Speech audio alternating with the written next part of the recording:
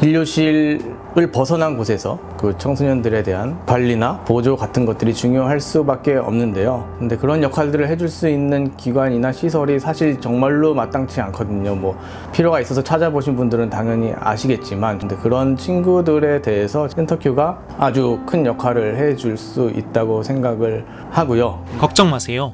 지원센터큐가 해결해 드립니다.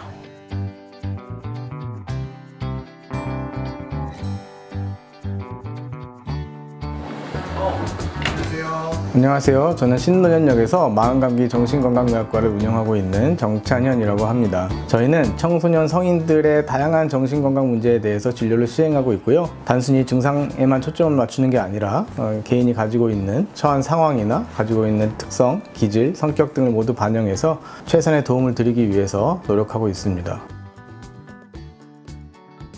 제가 우연히 참석한 모임에서 대표님을 만나게 되었고요. 대표님과 많은 이야기를 나누었는데, 그 대표님이 하시는 일 중에 정신건강과 관련된 부분들이 분명히 있다고 생각하고, 그 지향하시는 점이 제가 생각하고 있는 것과 일치하는 부분이 많다고 느껴졌고, 또 제가 정신과 전문의로서 도움을 드릴 수 있다고 생각해서 여러 가지 영역에서 좀 협업을 하고 있습니다.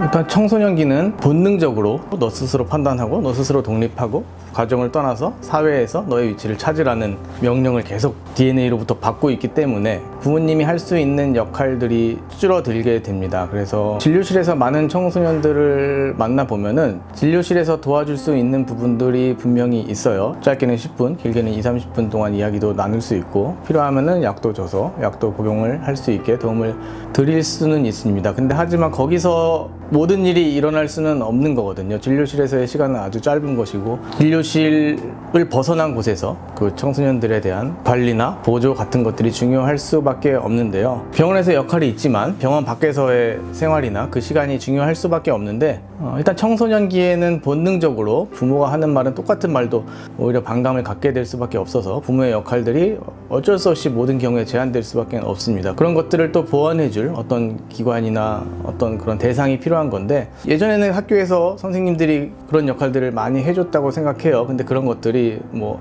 당연히 점점 줄어들고 있거든요. 여러 가지 이슈들로 인해서 선생님이 학교에서 해줄 수 있는 역할도 많이 줄어들고 있다고 생각해서, 그런 와중에서도 뭐 학교나 가정 내에서 적절한 지지를 받으면서 잘 지내는 아이들도 많이 있지만, 어떤 아이들의 경우에는 그것이 굉장히 어려운 친구들도 있거든요. 그런 경우에는 사실 진료실에서 도와주기도 많이 힘들죠. 제가 어떤 노력을 한다 해도 그것이 바깥에서 이어지지 않는다면은 사실 제한될 수밖에 없거든요. 근데 그런 친구들에 대해서 센터큐가 아주 큰 역할을 해줄 수 있다고 생각을 하고요. 근데 그런 역할들을 해줄 수 있는 기관이나 시설이 사실 정말로 마땅치 않거든요. 뭐 필요가 있어서 찾아보신 분들은 당연히 아시겠지만, 정말로 저희가 누구를 어떤 걸 소개해주고 싶어도 사실 해줄 수 있는 게 없는 경우가 많아서, 그런 거에서 무력감을 느끼거나 저희도 치료자로서 무력감을 느끼거나 하는 경우가 많아서 그런 고민이 있었는데요. 근데 그런 찰나에 대표님을 만나고 센터큐 시스템에 대해서 이야기를 듣고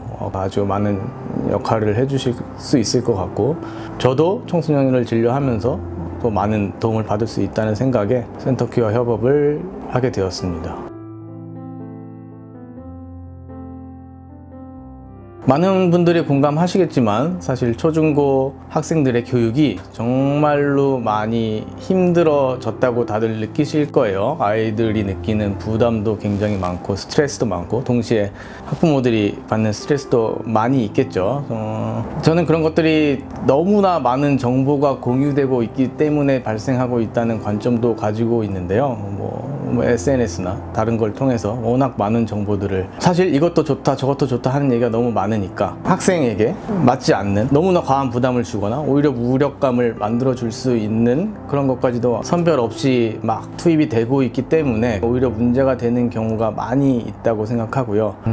그래서 저는 아이의 교육을 위해서 가장 필요한 거는 그 아이를 이해하고 그 아이에게 무엇이 필요한지, 무엇이 문제가 되고 있는지 그런 것들을 파악해서 선별해주고 올바른 방향과 속도를 제안해 줄 수 있는 그런 도움이 반드시 필요하다고 생각합니다.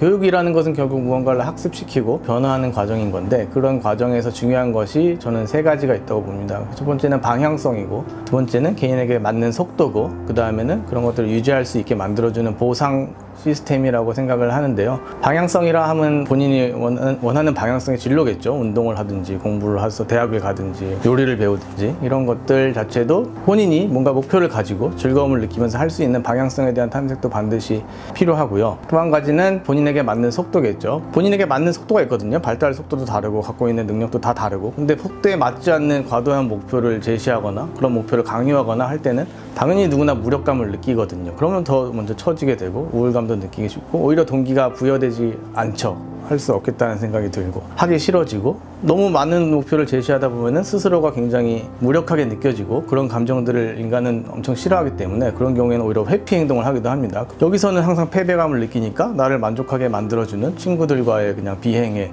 휩쓸린다든가 그런 식으로 뭔가 어긋나는 경우도 많이 있어서, 본인에게 맞는 지금 당장 할 수 있는 정도의 목표를 제시하고 그걸 성취하게 만들어주는 그런 속도도 반드시 필요하다고 생각하고요. 세 번째는 보상이 또 있어야겠죠. 무언가를 이뤄냈을 때 본인이 만족감을 가질 수 있는 그런 것들이 또 반드시 필요하겠죠. 칭찬이 될 수도 있고, 기뻐하는 가족들의 모습이나 내가 좋아하는 사람들이 행복해하는 모습을 본다면은 당연히 동기부여가 될 것이고요. 그런 것들도 계속 고민하고 만들어줄 수 있게 하는 것이 필요하다고 생각하고요. 좀 다른 얘기지만 그런 관점에서 가능하다면 행복한 가정을 만드는 것이 아이의 동기부여를 위해서는 아주 중요하다고 생각하거든요. 우리 가정이 행복한 것을 지키기 위해서 내가 뭔가를 노력해서 성과를 보여주고 하는 것도 아주 큰 그 행동 변화를 위한 동기부여가 되거든요. 그래서 그런 것도 굉장히 중요한 의미가 있다고 생각하고요. 또 한 가지 문제가 될 수 있는 것은, 무언가 내가 성취해 나가면서 보상을 느끼고 만족감을 느끼고, 그러니까 뭔가를 더 원하고 이런 것들이 잘 작동을 해야 되는데, 요즘 시대에 문제가 되는 거는 이런 일상적인 보상과 자극을 뛰어넘는 너무 지나친 자극에 노출되기가 쉽거든요. 굉장히 폭력적인 게임이라든지 자극적인 소셜미디어의 내용들이라든지, 청소년기에 걸맞지 않는 너무 과한 사회적 관계가 막 일어나는 것도 감당하기는 어려운 자극이 될 수 있어가지고, 그런 일상적인 만족감이나 일상적인 보상이 잘 작동을 하지 않을 수 있어가지고, 이것도 당연히 교육이나 아이들이 바르게 뭔가 성장해 나가는 데에는 큰 방해가 될 수 있다고 생각합니다. 걱정 마세요. 지원센터 큐가 해결해 드립니다. 좋아요, 구독, 댓글은 저희에게 큰 힘이 됩니다. 꼭 부탁드리겠습니다. 감사합니다.